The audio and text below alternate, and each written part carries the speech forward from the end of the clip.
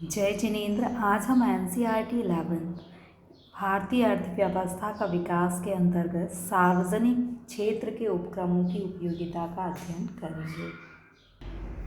Question में आपसे पूछा गया है कि जो सार्वजनिक क्षेत्र है, सार्वजनिक क्षेत्र के उद्योग हैं। सार्वजनिक क्षेत्र यानी वे उद्योग जो कि सरकार द्वारा चलाए जा रहे हैं, चाहे वो सड़क, आपके हॉस्पिटल हो, स्कूल हो, इंडस्ट्रीज़ हों, वे सभी सार्वजनिक क्षेत्र के अंतर्गत आएंगे।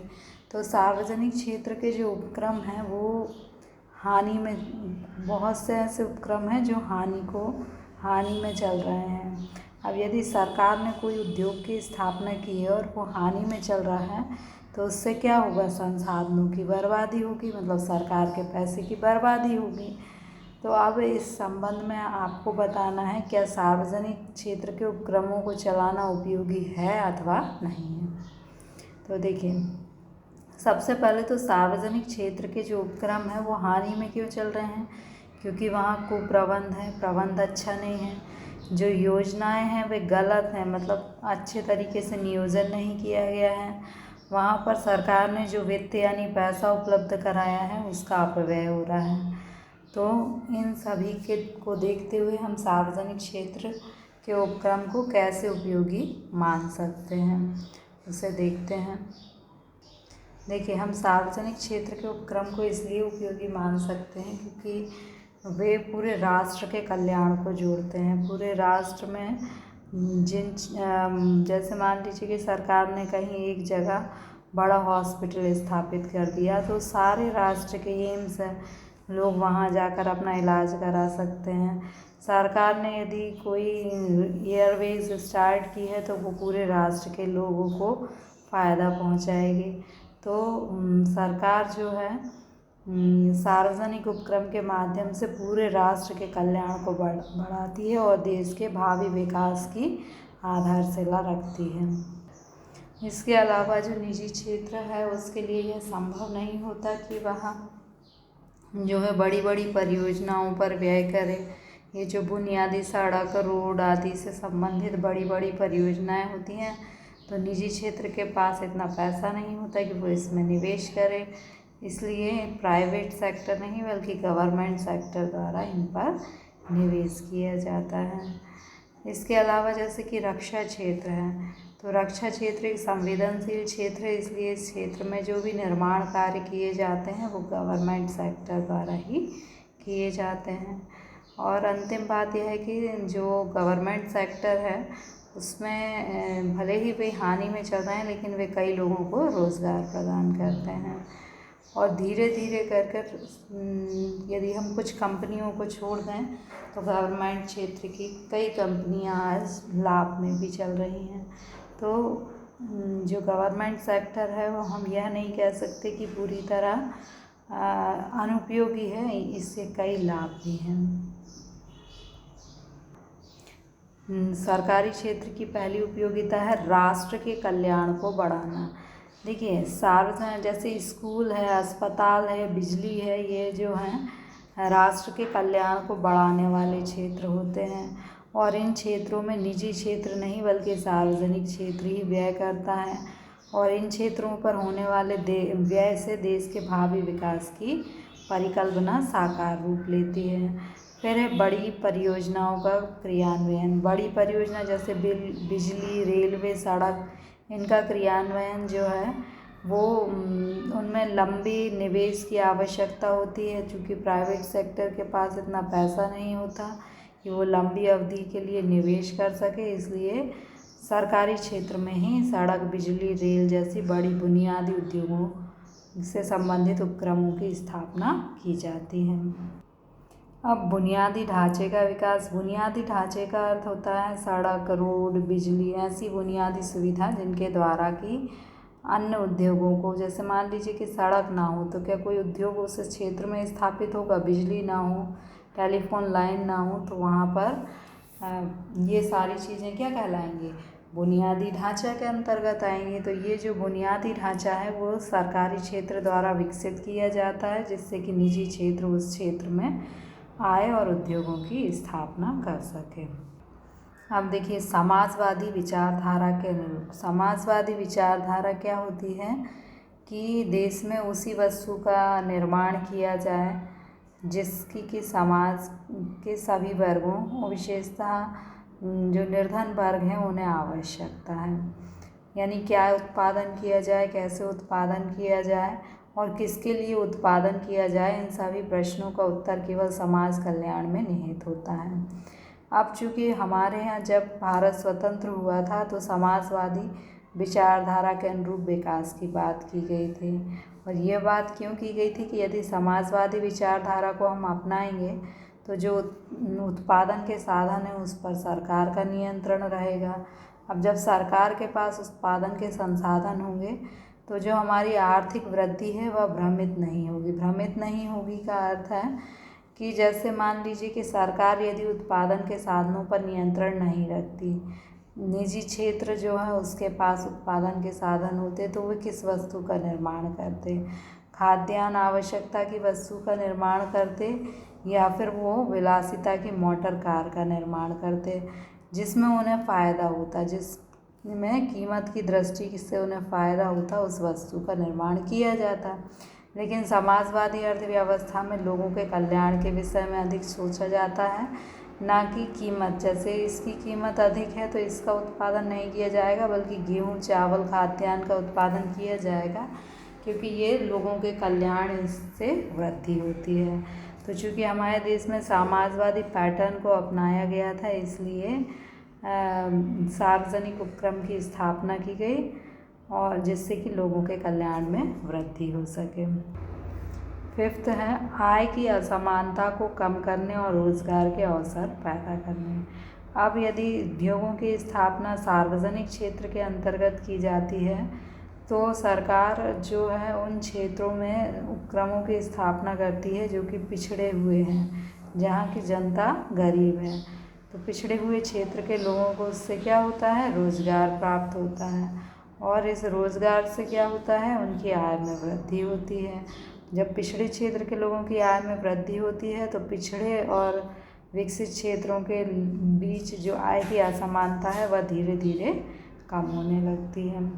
तो आप ये 3 पॉइंट से याद रख सकते हैं कि सरकारी उद्योग पिछड़े क्षेत्र में स्थापित किए जाते हैं जिससे वहाँ के लोगों को रोज़गार प्राप्त होता है और रोज़गार से उनकी आय में वृद्धि होती है और आय में वृद्धि होने से आय की असमानता कम हो जाती है। Question number 16. Through the public sector is very essential for industry.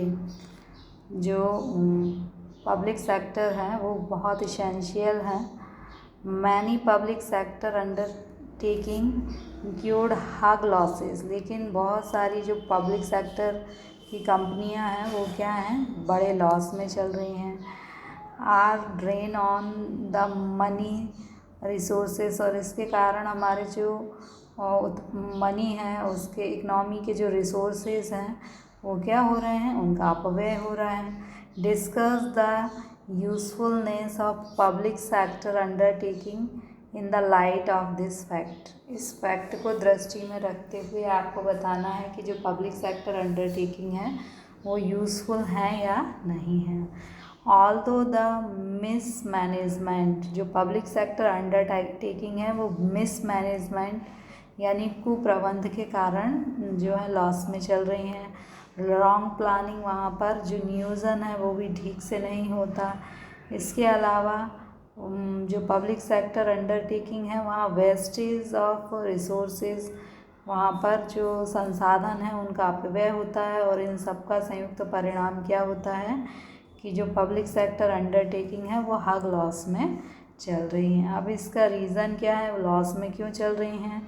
इनहैजिंग Nations welfare, मतलब लॉस में चल रही हैं तब भी सरकार उन्हें क्यों चला रही है, क्योंकि वो जो नेशनल वेलफेयर है उसको इन्हेंस करता है।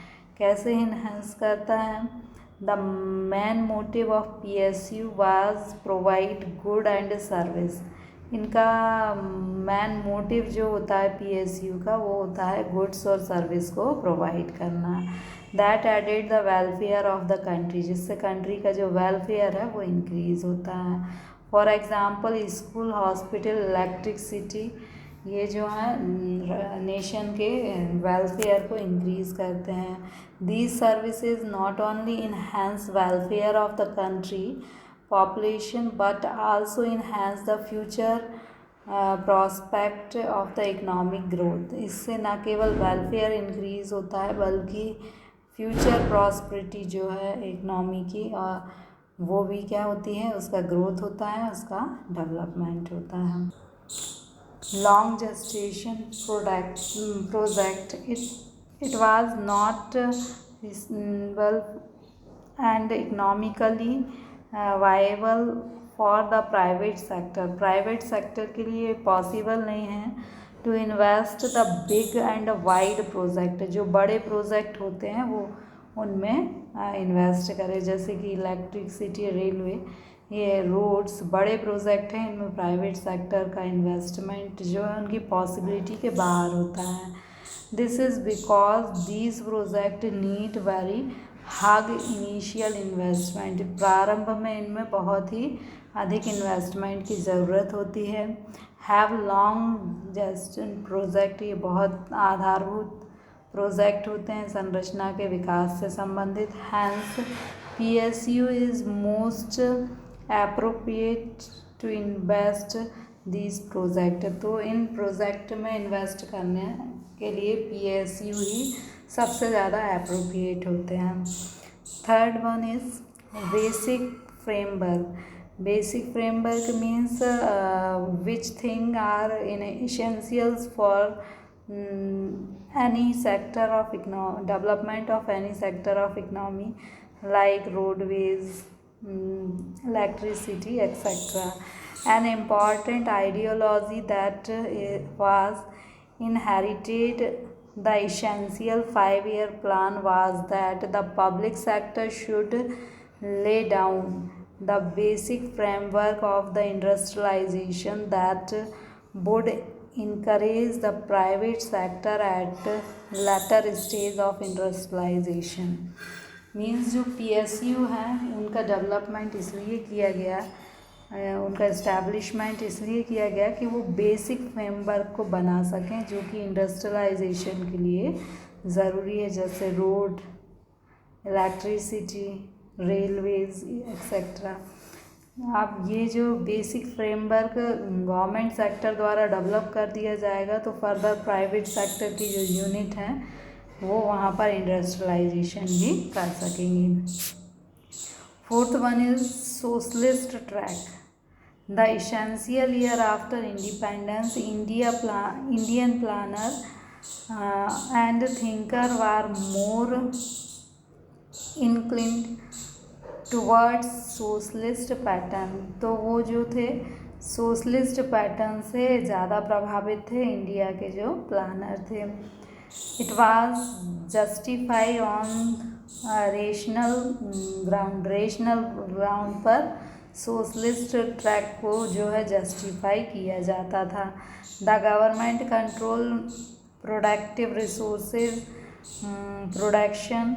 यदि जो प्रोडक्टिव रिसोर्स हैं उन पर गवर्नमेंट का कंट्रोल रहेगा, that it won't meal the country economic growth. तो इससे हमारी जो कंट्री है वो मिसलीड नहीं होगी, मीन्स जो इकोनॉमिक ग्रोथ है वो सही पाथ पर चलेगी।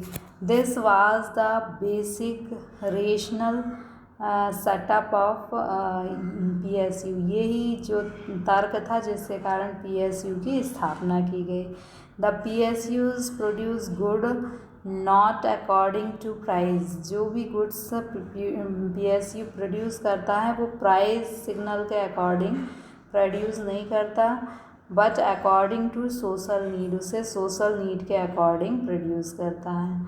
देखिए इसमें ये बताया गया है कि जैसे मान लीजिए कि ये कोई वस्तु है और इसकी अगर प्राइवेट सेक्टर इस वस्तु को बनाएगा तो वो क्या देखेगा, क्या इस वस्तु की कीमत अधिक है, इसे बनाने से लाभ होगा क्या। जबकि जो गवर्नमेंट सेक्टर है वो ये देखेगा कि ये जो वस्तु है उससे कितना वेलफेयर हो सकता है। इसलिए सोशलिस्ट ट्रैक्ट के अनुरूप PSU अंडरटेकिंग मतलब गवर्नमेंट अंडरटेकिंग के अंतर्गत इंडस्ट्रियलाइजेशन किया गया। Fifth one is reduce inequality of income and generate employment opportunity. Means PSUs जो हैं उनको इसलिए इस्टेब्लिश किया गया जिससे कि इनइक्वालिटी, धन की जो असमानता है, एंड जनरेट एम्प्लॉयमेंट अपॉर्चुनिटी, और लोगों को ज़्यादा से ज़्यादा रोज़गार की प्राप्ति हो सके। It was assumed that in order to reduce inequalities of income, poverty and to rise the standard of living। यदि सरकार स्टैंडर्ड ऑफ लिविंग को बढ़ाना चाहती है, प्रॉवर्टी को ख़त्म करना चाहती है, इनइक्वालिटी को ख़त्म करना चाहती है, government sector should invest the economy via PSU। तो जो गवर्नमेंट सेक्टर है उन्हें PSU के थ्रू ही इन्वेस्टमेंट करना चाहिए। मीन्स यदि कोई उद्योग है, कोई भी इंडस्ट्री है, वो पब्लिक सेक्टर जो है उसके अंदर स्थापित होती है, तो उससे कई लोगों को क्या होगा, रोज़गार की प्राप्ति होगी। और रोज़गार, ये जो उद्योग है वो कहाँ पर स्थापित होगा, बैकवर्ड एरिया में, जो कि प्राइवेट सेक्टर तो बैकवर्ड में स्थापित नहीं करेगा, तो गवर्नमेंट सेक्टर जो होगी वो बैकवर्ड एरिया में फैक्ट्री स्थापित करेगी और वहाँ के लोगों को एम्प्लॉयमेंट जो है प्राप्त होगा। इससे क्या होगा कि उनकी जो इनकम है उसमें वृद्धि हो जाएगी। और ये जो डेवलप क्षेत्र हैं, जो डेवलप एरिया हैं, वहाँ पर लोगों की आय जो है वो पहले से ज़्यादा है। अब ये जो बैकवर्ड एरिया है वहाँ के लोगों की भी आय बढ़ रही है, तो इन दोनों के बीच आय की जो इनइक्वालिटी है वो क्या हो जाएगी, कम हो जाएगी। Thank you.